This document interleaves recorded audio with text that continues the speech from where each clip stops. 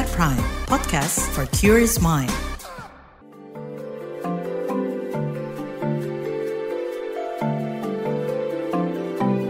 Saga, cerita tentang nama, peristiwa, dan fakta.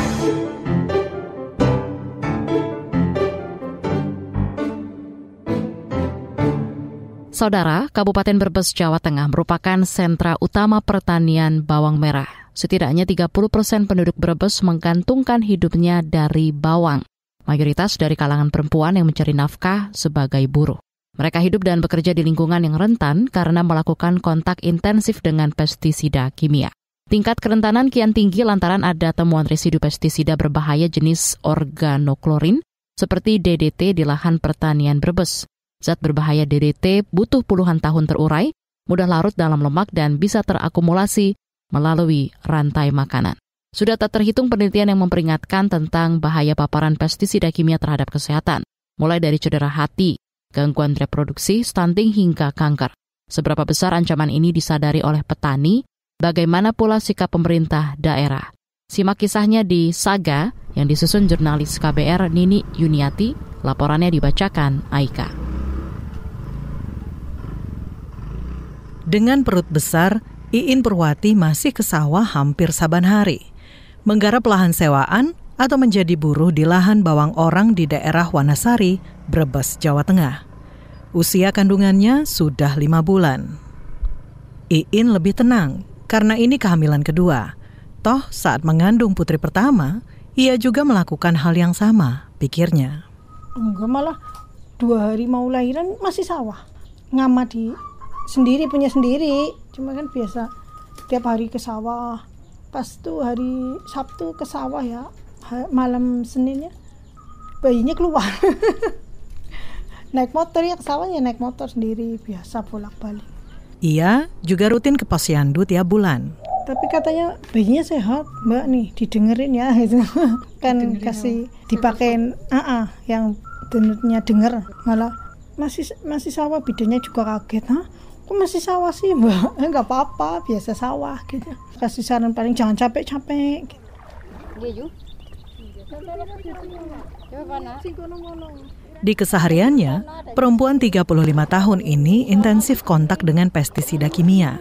Pagi hingga siang, Iin di sawah mencabuti rumput dan hama di tanaman bawang yang sudah disemprot pestisida.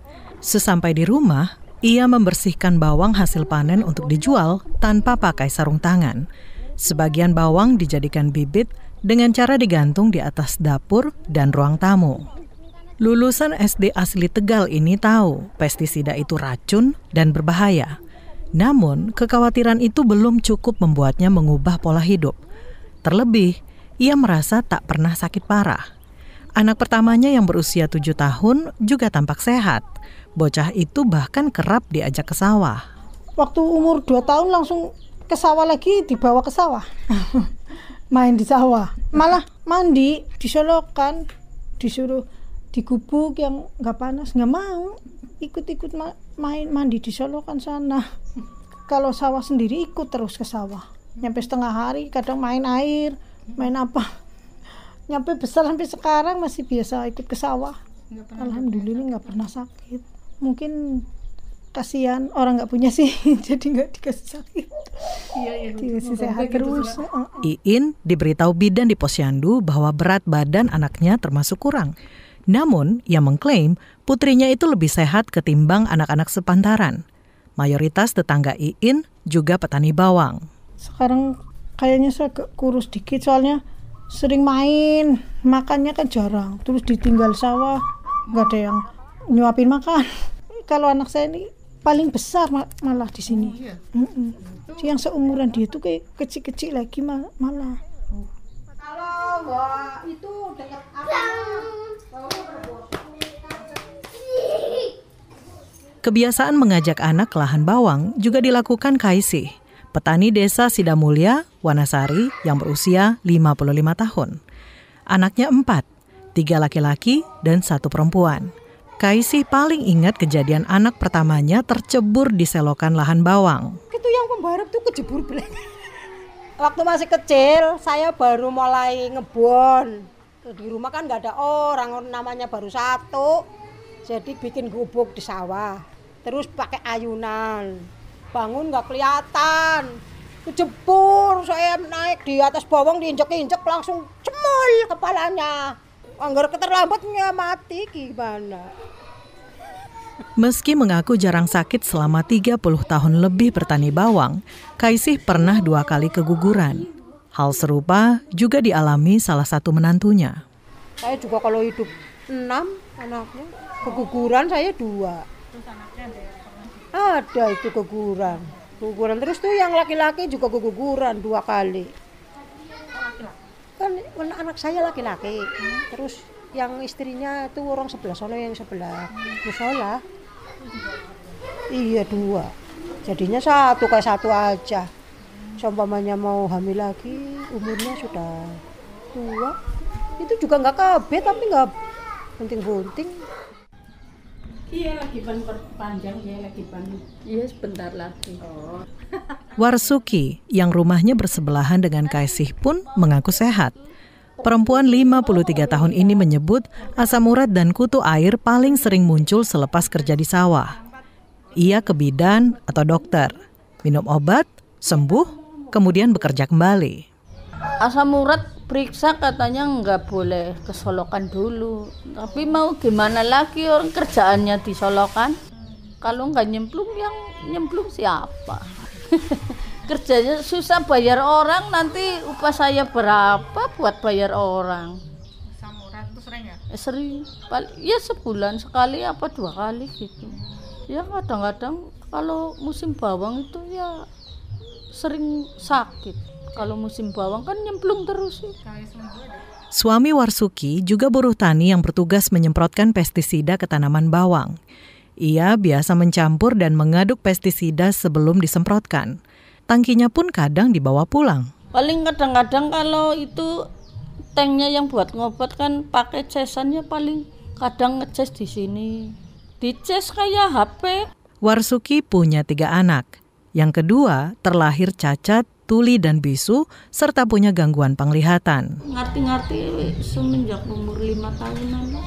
4 tahun, 5 tahun kok ini anak nggak bisa dipanggil, nggak nyaut. Matanya mah emang dari lahir begitu. Periksa pernah, wah ini mah dari lahir, kata dokternya udah. Ya sedih ya tetap, namanya orang punya anak itu ya tetap sedih. Tapi dipikir-pikir ya mau gimana lagi, Tuhan ngasihnya begitu. Waktu ada habib-habib gitu yang di lapangan-lapangan, kata orang dibawa ke sana, dibawa ke sana. Lah udah beberapa orang begitu-begitu aja ya udahlah, biarin aja, pasrah aja. Menuding pestisida sebagai penyebab kasus-kasus kesehatan petani bawang memang sulit dibuktikan. Pasalnya, banyak faktor yang memengaruhi. Namun, riset tentang bahaya paparan pestisida terhadap kesehatan sudah tak berbilang. Oke, tadi kita diskusi tentang penelitian Brebes itu loh Pak Budi. Ya. Suhartono, guru besar Fakultas Kesehatan Masyarakat Universitas Diponegoro, meneliti dampak paparan pestisida di Brebes sejak 2009. Ia menemukan kasus gondok banyak dialami anak dan perempuan di wilayah pertanian bawang. Gondok terjadi karena fungsi hormon tiroid terganggu, biasanya akibat asupan yodium kurang. Padahal hormon tiroid adalah salah satu hormon yang sangat diperlukan oleh tubuh manusia untuk proses metabolisme, untuk pertumbuhan dan perkembangan. Jadi seorang anak yang tadinya mungkin berat badannya hanya 3 kg, kemudian bisa menambah, kecerdasannya juga meningkat, itu karena salah satunya peran dari hormon tiroid. Mulanya ia heran, dataran rendah seperti Brebes, tapi punya kasus gondok tinggi. Asupan yodium biasanya jadi masalah di dataran tinggi. Katanya yodium yang ada di air ataupun di tanah, di daerah dataran tinggi itu terkikis oleh aliran air tanah ke bawah. Jadi ikut ke bawah, sehingga yang tertinggal di atas sedikit gitu. Itu yang kita sebut sebagai daerah endemik gondok, ya daerah dataran tinggi. Dan benar saja, setelah dites, kadar yodium warga Brebes cukup. Kecurigaannya lantas mengarah pada penggunaan pestisida. Agar kesimpulannya akurat, ia membandingkan daerah pertanian padi dengan bawang. Di daerah pertanian bawang merah, itu petani menyemprot 3-4 kali per minggu. Sementara di daerah pertanian padi, pestisida digunakan juga sih, tapi hanya nyemprotnya 1 kali per bulan bahkan, jadi sangat jarang. Hasilnya, gangguan tiroid lebih banyak dialami anak dan perempuan di wilayah pertanian bawang. Jika ini terjadi pada perempuan hamil, maka tumbuh kembang janinnya berpotensi terganggu. Bisa juga, terpaparnya mulai dari ketika dia dalam kehamilan, di dalam kandungan mungkin sudah mengalami masalah. Bahkan ketika dia masih bayi atau diajak ke tempat lahan pertanian ibunya kerja sambil anaknya karena ada risiko terpapar juga itu anak. Anak-anak yang intens terpapar pestisida beresiko mengalami stunting. Kalau terpapar oleh bahan toksik entah itu pestisida ataupun timbal dan lain-lain, itu dinding mukosa kita saluran cerna menjadi tebal. Ini menyebabkan makanan yang masuk itu menjadi melorot gitu, kalau dimasukin nggak diserap dengan optimal di sana. Kalau selama ini pemerintah mengatasi masalah stunting hanya dengan PMT, tapi lingkungannya nggak diperbaiki, anak-anak itu saluran cernanya terganggu sehingga diberi makanan apapun dia melorot sehingga penyerapannya nggak optimal, sehingga tingkat keberhasilan dari program PMT untuk mengatasi masalah stunting misalnya itu mungkin nggak akan maksimal. Angka stunting di Brebes masih tinggi, yakni 29,1% pada 2022 atau di atas rata-rata nasional yang mencapai 21,6%. Menurut Suhartono, program pemberian makanan tambahan atau PMT guna menekan stunting mesti dibarengi dengan pengendalian paparan pestisida. Yang kalau bisa para petani dan yang terlibat dalam pertanian itu menggunakan alat pelindung diri yang baik gitu ya sebagai upaya preventif. Kemudian perilakunya juga diubah, habis ya langsung mandi, cuci tangan, jangan langsung makan, atau mungkin kalau punya anak ya jangan langsung menyentuh anaknya tapi mandi dulu.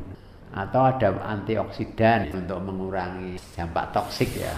Besok ketemu karena besok kita ketemu sama Pak PJ Bupati bahas bawang merah. Menekan penggunaan pestisida kimia di pertanian bawang Brebes adalah perkara sulit, kata Kepala Dinas Pertanian dan Ketahanan Pangan Brebes, Yulia Hendrawati. Sebab bertani bawang butuh modal besar, sedangkan harganya fluktuatif. Ketika kita berbudidaya padi, itu 1 hektar ya antara 10 sampai 15 juta per hektar. Ketika kita berbudidaya bawang merah, itu antara 120 sampai 150 juta per hektar. Buat petani sudah dana yang luar biasa. Nah, kalau sampai itu rugi, nggak panen karena gara-gara hama, kan mereka nggak mau itu. Sehingga mereka menggunakanlah pestisida yang kadang-kadang karena ketakutannya itu tidak berukuran. Pemerintah serba salah. Sulit melarang petani menggunakan pestisida kimia karena panen anjlok taruhannya. Sementara, sepertiga warga Brebes atau sekitar 600.000 orang menggantungkan hidup pada bawang. Akhirnya, program pemerintah diarahkan ke penguatan edukasi ke petani, misalnya untuk beralih ke pestisida ramah lingkungan. Susah itu susah memang. Kecuali kalau ini nanti gagal, pemerintah memberi subsidi sekian. Misalnya gagal kita ganti benihnya, itu ada kompensasi. Kalau nggak ada kompensasi ya susah. Yulia mengeklaim hingga kini produk bawang Brebes masih memenuhi standar keamanan pangan. Sepanjang itu masih di bawah ambang keamanan. Jadi sampai saat ini masih di bawah ambang keamanan. Jadi belum melebihi sehingga masih aman. Kalau sudah tidak aman artinya kita sudah nggak bisa ekspor. Kita masih bisa ekspor. Meski begitu, ia was-was karena kualitas bawang Brebes terus menurun. Jor-joran pestisida merusak lahan sehingga pertumbuhan bawang tak optimal. Dulu, Brebes memasok 30% bawang nasional. Kini hanya sekitar 20%. Jangan sampai kita hanya mengejar produksi. Ketika kita mengejar produksi, dengan tadi menggunakan pestisida yang berlebihan, produksinya bisa tinggi, tapi tidak laku, buat apa? Kalaupun laku, hanya laku yang lokalan dan itu tidak banyak. Karena kita hanya membutuhkan berapa persen yang lokalan kan. Lahan di Brebes juga diduga masih terkontaminasi pestisida jenis organoklorin, DDT, yang sudah lama dilarang. Ini berdasarkan hasil tesis Poniman, alumnus program Magister Ilmu Lingkungan Universitas Diponegoro pada 2021. Ia juga berpengalaman sebagai peneliti di Balai Penelitian Lingkungan Pertanian, Balingtan. Menurutnya, lahan bawang yang tercemar zat berbahaya bakal memberi multidampak, termasuk merusak kesehatan petani yang terpapar. Ya kan, gatal kulit pasti. Kadang-kadang yang kanker serviks buat ibu-ibu yang penyiram bawang itu. Kemudian kalau konsumen, di tingkat konsumen itu yang jelas adalah karena terbawanya residu dalam produk, itu adalah gagal ginjal, sirosis, kanker paru, gangguan hormonal. Seperti apa penjelasannya? Simak selengkapnya di episode 3. Demikian Saga KBR. Saya Aika.